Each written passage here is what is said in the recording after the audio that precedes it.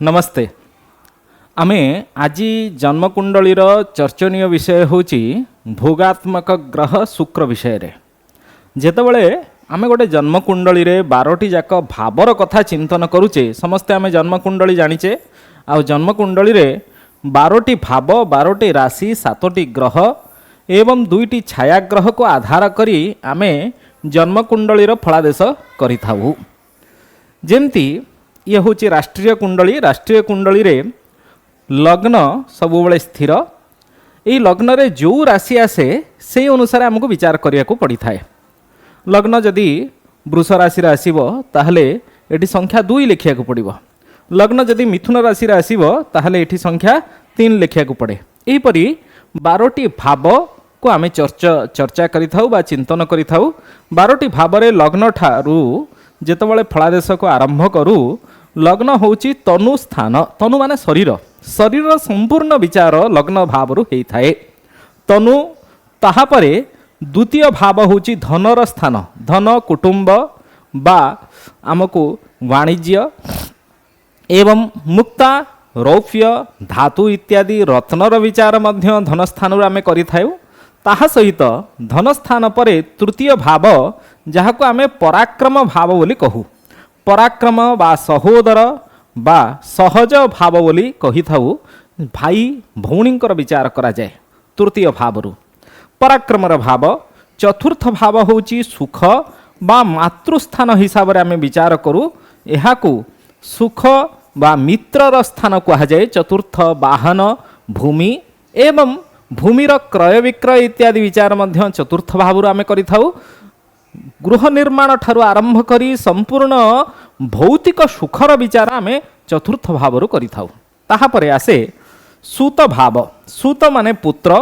पुत्र स्थान जहाको संतानर स्थान पंचम भाव। ताहा सहित आमको विद्या बुद्धि ई द्वितीय भाव को आउ पंचम भाव को विद्या बुद्धिर स्थान। द्वितीय विद्या आउ पंचम होची बुद्धिर स्थान जहाको तंत्र मंत्र यंत्रर विचार मध्य आमे पंचम भावरु करिथाउ। वेदर अध्ययन अध्यापन कथा आमे पंचम भावरु करिथाउ। षष्ठ भाव होची रिपु भाव। रिपु शत्रु अर्थ रे विचार करा जाए। सही परी शत्रु सहित आमको वृत्ति प्राप्ति पाई, कारण वर्तमान समय रे कॉम्पिटिटिव एग्जाम बहुत चललानी। कॉम्पिटिटिव एग्जाम आमको फाइट करबा को हेले आमे कौनसी प्रतिद्वंदी हिसाब रे से युद्ध को विजयी करिवार अछि। सेथिपाई षष्ठ स्थान रु वृत्ति वा कर्म प्राप्तिर विचार मध्य करा जाई थाए।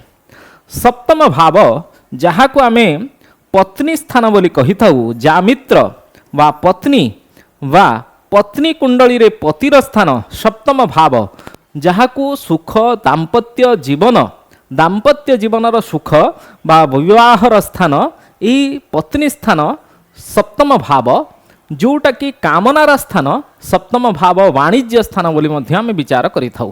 विशेष रूप से जेतबेले अष्टम भाव कथा चिंतन करिबा आमे मृत्युर कथा विचार करिबा। जन्म ठारू आरंभ करी मृत्यु पर्यंत एपरि 8टी भाव को आमे विचार करिथाउ। मृत्युर परवर्ती अवस्था सबुबले धर्म बा आमर भाग्य स्थान हिसाब रे विचार करा जाए। धर्म स्थान भाग्य स्थान नवमर भाव को विचार। कर्म भाव बा पितृस्थान दशम भावरु आमे विचार करिथाउ। एकादश आय बा लाभ भाव बोली आमे कहिथाउ। लाभ स्थान। द्वादश स्थान होची व्यय बा हानिर स्थान आमे व्यय भाव को कहिथाउ। एपरि 12टी भाव रे 12टी भावर कारक विचार आमे पूर्वर पढ़ीचे। तरणी रमर मंत्री मंगलश्चंद्र सौम्यौ गुरुरथ शनि भौमौ शुक्र अर्की क्रमेण अमर गुरुदिनेशु मंद भानुज्ञ जीवाः सुर गुरु रपि मंदः कारकाश्युर विलग्नात्। ए सब कथा आपण माने पढ़ीचंती आगुरु। जेमती ଯେତେବେଳେ ବୃହସ୍ପତି ଧନ ସମ୍ବନ୍ଧିତ ବିଚାର କରାଯାଏ ଆମେ ବୃହସ୍ପତିକୁ ତାର କାରକ ବୋଲି ଆମେ ଜାଣିଛେ। ଧନ ଭାବର, ପଞ୍ଚମ ଭାବର, ଏକାଦଶ ଭାବର ଏବଂ ଭାଗ୍ୟସ୍ଥାନର, କର୍ମସ୍ଥାନର ଏଇ ପାଞ୍ଚଟି ସ୍ଥାନର ଶୁଭ କାରକ ଗ୍ରହ ବୃହସ୍ପତିକୁ ଆମେ ବିଚାର କରିଥାଉ। ସେପରି ଯେତେବେଳେ ପ୍ରତ୍ୟେକ ଭାବର କାରକ କଥା ଆମେ ବିଚାର କରୁ, ସପ୍ତମ ଭାବ ଯାହାକି ପତ୍ନୀ ସ୍ଥାନ, ପତ୍ନୀ ସ୍ଥାନର କାରକ ଗ୍ରହ ହେଉଛି କିଏ ସେ ନା ଶୁକ୍ର। ଶୁକ୍ର ପତ୍ନୀ ଭାବର କାରକ ଏବଂ କାମନା କାରକ ଗ୍ରହ ବୋଲି କୁହାଯାଏ, ଯାହାକୁ କାମନା ପ୍ରାପ୍ତି ପ୍ରତ୍ୟେକ ମଣିଷର ସମ୍ପୂର୍ଣ୍ଣ କାମନାର ବିନାଶରେ ଦୁଃଖର ବିନାଶ ହୋଇଥାଏ।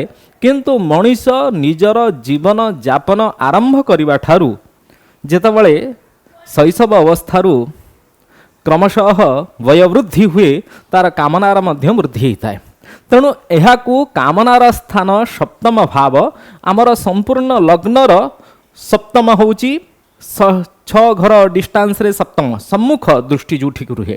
ପ୍ରତ୍ୟେକ ମଣିଷର କାମନା ଅଛି, ତେଣୁ କାମନା ଅନୁସାରେ ଲୋକ ସୁଖଭୋଗ କରିବାକୁ ଇଚ୍ଛା କରିଥାଏ। ସୁଖ ବି ଆଧ୍ୟାତ୍ମିକ, ଆଧିଦୈବିକ, ଆଧିଭୌତିକ ହିସାବରେ 3 ପ୍ରକାର ସୁଖ ଅଛି, 3 ପ୍ରକାର ପାପ ମଧ୍ୟ ଅଛି।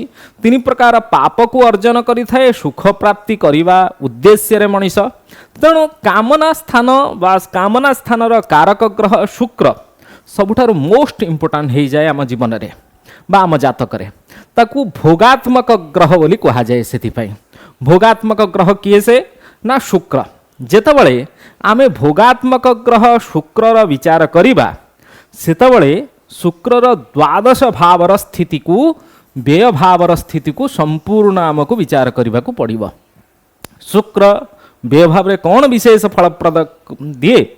ଯେତେବେଳେ ଆମେ ଜନ୍ମକୁଣ୍ଡଳୀ ବା କୌଣସି ଗ୍ରନ୍ଥକୁ ଅଧ୍ୟୟନ କରିବା, ସେଥିରେ କୁହାଯାଉଛି କଥିତୈର୍ ନିୟମୈରେବ ଦ୍ୱାଦଶ ସ୍ଥାନଗୋ ଭୃଗୁଃ ଅନ୍ତ୍ୟେ ପେନ ଚ ସଂୟୁକ୍तो ବିଶେଷେଣ ଧନଦାୟକଃ। ଶୁକ୍ର ବିଶେଷ ରୂପରେ ଧନ ପ୍ରଦାୟକ ହୁଏ କେଉଁଠି ନା ବ୍ୟୟ ଭାବରେ, ସପ୍ତମ ଭାବରେ ନୁହେଁ, ବ୍ୟୟ ଭାବରେ। ଭଲେ ହିଁ ସିଏ ସପ୍ତମ ଭାବର କାରକ, ତାର ବିଶେଷ ଫଳପ୍ରାପ୍ତି କେଉଁଠି ରୁହେ ନା ବ୍ୟୟ ଭାବରେ। ମୋକ୍ଷ ପ୍ରଦାୟକ ଗ୍ରହ ବା ମୁକ୍ତିର ସ୍ଥାନ ଆମେ ବ୍ୟୟ ଭାବକୁ ଜାଣିଥାଉ।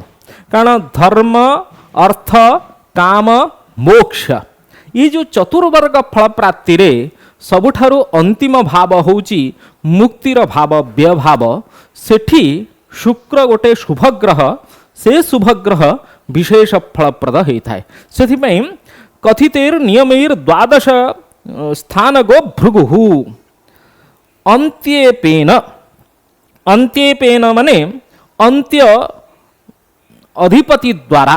ଯେମିତି ଆମେ ଜାଣିଛେ ଯଦି ଏଠି ମେଷ ଲଗ୍ନ ହେଲା, କେଉଁ ଲଗ୍ନ ହେଲା ନା ମେଷ ଲଗ୍ନ ହେଲା। ମେଷ ଲଗ୍ନ ଯଦି ଏଠି ହେଲା, ମେଷ ରାଶିର ଅଧିପତି ମଙ୍ଗଳ ଏବଂ ବୃଷ ରାଶି ଧନ ସ୍ଥାନରେ ରହିବାରୁ ବୃଷ ରାଶିର ଅଧିପତି ଶୁକ୍ର, ଧନାଧିପତି ଶୁକ୍ର। ଧନାଧିପତି ଯଦି ବ୍ୟୟ ସ୍ଥାନରେ ରହିବ ତାହେଲେ ଧନର ବ୍ୟୟ ହୋଇଥାଏ। କିନ୍ତୁ ଏ ଜାଗାରେ ଶୁକ୍ର ଧନାଧିପତି ହୋଇଥିବାରୁ ସିଏ ବ୍ୟୟ ଭାବରେ ହାନିପ୍ରଦ ହେବ ନାହିଁ। ଶୁକ୍ର ଏମିତି ଗୋଟିଏ ଗ୍ରହ, ସେ ନିଶ୍ଚିତ ରୂପରେ ଧନପ୍ରଦାୟକ ହେବ। ଆଉ ସେହି ଧନପ୍ରଦାୟକ ଗ୍ରହ ବା କାମନା ପ୍ରଦାୟକ ଗ୍ରହ ବା ଭୋଗ ପ୍ରଦାୟକ ଗ୍ରହ ଶୁକ୍ର ବ୍ୟୟ ଭାବରେ ଶୁଭ ଫଳପ୍ରଦ ହେବ ବୋଲି ବିଶେଷ ଚିନ୍ତନ କରିବା ଦରକାର। ଜନ୍ମକୁଣ୍ଡଳୀ ଫଳାଦେଶ କରିବା ସମୟରେ ଆମକୁ ଏଭଳିଆ କିଛି ନିୟମକୁ ମୁଣ୍ଡ ଭିତରେ ରଖିବାକୁ ପଡ଼ିବ। ଯେତେବେଳେ ଏ ଶ୍ଲୋକ ମଧ୍ୟ ଅଛି, ମେଷେ ଜାତସ୍ୟ ଧନପୋ ବ୍ୟୟಸ್ಥୋପି କବିଃ ଶୁଭଃ। କବିଃ ଶୁକ୍ରଃ, ଶୁକ୍ରଗ୍ରହ ମେଷେ ଜାତସ୍ୟ ଶିଶୋଃ। ମେଷ ରାଶିରେ ଯଦି କୌଣସି ଶିଶୁ ଜାତ ହୋଇଛି ମେଷ ଲଗ୍ନରେ, ଧନାଧିପତି ଶୁକ୍ର ବ୍ୟୟ ଭାବରେ ଅବସ୍ଥାନ କଲେ ସେ ଶୁଭପ୍ରଦ ହୁଏ। ଆଉ କୌଣସି ସ୍ଥାନରେ ନୁହେଁ। ସବୁବେଳେ ଧନାଧିପତି ବ୍ୟୟ ସ୍ଥାନରେ ରହିଲା ମାନେ ଅଶୁଭ ଫଳପ୍ରଦ। କିନ୍ତୁ ଶୁକ୍ର କଥାରେ ଏଠି ବିଶେଷ ଆମକୁ ଚିନ୍ତନ କରିବାକୁ ପଡ଼ିବ। ସେଥିପାଇଁ ଇତର ଋକ୍ଷେତୁ ଜାତସ୍ୟ ବ୍ୟୟಸ್ಥୋ ଧନପଃ ଅଶୁଭଃ। ଆଉ ଅନ୍ୟ ଲଗ୍ନରେ ବୃଷ ଲଗ୍ନ ହେଲେ द्वितीयाधिपति बुध जदि व्यय भाव में रहिला ताहले सी सेठी धन प्रदायक हब नाही किंतु विशेष पई मेष लग्ने जातस्य धनपः शुक्रः व्यय भावस्थे शुभ फलम प्रयच्छति। ये विशेष विचार किए से करुचंती ना गणक माने करुचंती। जेतबळे स्वच्चे स्वर्क्ष सुरेज्य भस्थ रविजो लग्न स्थितो अपि कृष्टकृत शुक्र द्वादश संस्थितोपि शुभदो मंदांश राशो विना। ये संपूर्ण सबु जगार कह जाउची शुक्र निश्चित रूप से व्यय भाव में शुभ फलप्रद हम किंतु जदि मंद अंशरे शनिर अंशरे नवांश कुंडली रे शनिर नवमांश रे बसिला शुक्र एठी व्यय भाव में बसी किंतु नवमांश कुंडली रे जदि शनिर नवमांश रहिला ताहले सेठी शनिर नवमांश माने मकर अथवा कुंभ राशि रे रहिले सेठी किछि फल अशुभ फलप्रद मध्य हब शुभ फलप्रद संपूर्ण रूप से हेई पारे नाही। शुक्रस्य षष्ठ संस्थानम योगदम भवति ध्रुवम। एठी देखंतु व्यय भावर सप्तम भाव होउची रिपु सबुळे आमर सप्तम दृष्टिटा पूर्ण दृष्टि सप्तम भाव को आमे अधिक भाव में फोकस देई थाउ जेमती तनुर सप्तम आम निजर सप्तम होउची आमर पत्नी बा पत्नीर सप्तम पति सेही परी व्ययर सप्तम होउची शत्रु शत्रु व्यय भितरे संबंध। शुक्र व्यय भाव में बसिले केवल कौन शुभ फलप्रद हम ना ना शुक्र जदि रिपु स्थान रे मध्य अछि रिपु माने शत्रु भाव में षष्ठ स्थान रे ताहले तार पूर्ण दृष्टि कोठी की रहिबो ना व्यय भाव को रहिबो समस्तिंकर सप्तम पूर्ण दृष्टि हेइथिबारु शुक्रर पूर्ण दृष्टि थिले से जागारे मध्य शुभ फलप्रद होउछि। ताहले केते विशेषता अछि मोक्षर स्थान रे मुक्तिर स्थान रे शुक्रर महत्व जहाकू जो धन संपत्ति व्यक्ति अर्जन करुची ताकू जदि निज जीवन रे सुख रे भोग करिकरी निजर जीवन को अतिबाहित करुची ताहले सेठी आमे ताकू पॉजिटिव बोली मानुचे। जदि धन संपत्ति अर्जन करिवो किंतु कष्टप्रद रहिबो जीवन ताहले ताकू आमे कोन कहिबा निश्चित भाव में कष्ट कहिबा। शुक्र गोटे एमिति ग्रह व्यय भाव में शुभ फलप्रद रहे जदि अधिक पाप ग्रह मानक द्वारा आक्रांत होइकरी मनकर राहु सहित मिसिकरी अछि शनि सहित मिसिकरी अछि व्यय भाव में अछि से जगह किछि फल अशुभत्व हो पारे। गोटे कथा लक्ष्य करिबा धरा जाऊ आपणकर धनु लग्न होइछि लग्न कौन ना लग्नटा धनु लग्नर जातकरे व्यय भाव में शुक्र अवस्थान करुछि। उदाहरण पई लक्ष्य कर शुक्र क्यों जगह अवस्थान करुची धनु लग्न रे एठी को राशि हेतिबो ना वृश्चिक राशि आउ एकादश भाव रे को राशि थिबो तुल राशि अधिपति किए से शुक्र माने एकादश आयाधिपति व्यय रे सेमती जदि व्ययाधिपति मंगल कोठी थिबो ओडिया रे लिखिदबा एठी शुक्र आउ एठी मंगल शुक्र व्यय रे मंगल एकादश रे माने स्थान विनिर्मय संबंध परस्पर हेला बुझी पाले कथा।